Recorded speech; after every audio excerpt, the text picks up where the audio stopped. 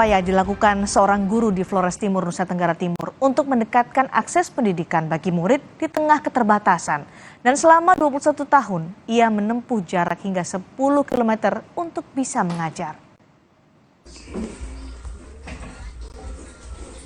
Berjuang mencerdaskan anak-anak di desa Sagu NTT jadi mimpi Usman Ahmad Wato Wutun.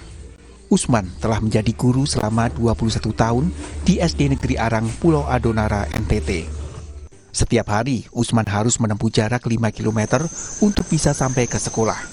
Jalan berbukit dan terjal tak menyurutkan niat Usman berbagi ilmu kepada muridnya. Kehadiran SD Negeri Arang juga diawali dari usaha Usman bersama warga, semata-mata demi memerdekakan anak-anak dari buta huruf dan menghapus angka putus sekolah di desanya. Arang ini dia sangat terpencil, sangat jauh dari desa induk. Lalu kalau kita tidak mendirikan sekolah, maka terjadilah buta huruf. Setiap tahun akan terjadi buta huruf di Arang. Olehnya itu saya mengambil inisiatif untuk mendirikan sekolah. Dan alhamdulillah sekolahnya berjalan sampai dengan hari ini. Karena saya waktu itu punya prinsip bahwa seandainya suatu ketika saya diangkat, mudah-mudahan SDN Arang ini sudah definitif. Dan alhamdulillah sekarang sudah definitif, tetap saya masih tetap ditempatkan di Arang. Para orang tua pun bersyukur anak-anak di Dusun Arang tak lagi putus sekolah. Mereka berharap pemerintah bisa memperbaiki kondisi bangunan sekolah yang mulai rusak.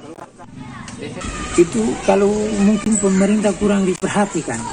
Karena sekarang dengan kondisi sekolah kami yang seperti ini, walaupun kami sudah omong, sudah ini sama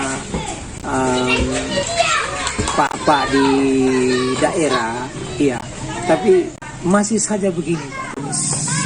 Dindingnya yang pecah-pecah, terus plafonnya yang sudah pecah-pecah lagi. Jadi kalau bisa kami minta agar bisa pemerintah bisa memperhatikan sekolah kami. Masalah lain yang dihadapi SD Negeri Arang adalah minimnya fasilitas sekolah, termasuk biaya untuk guru honorer.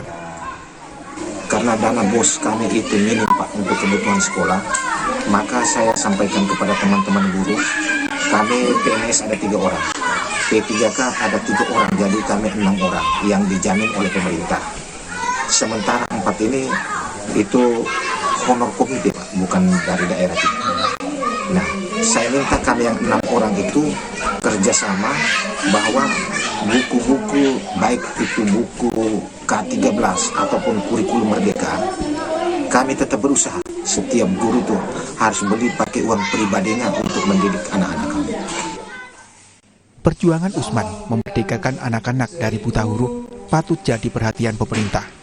Bahwa di negara Indonesia yang telah merdeka masih ada anak-anak yang kurang mendapatkan pendidikan layak.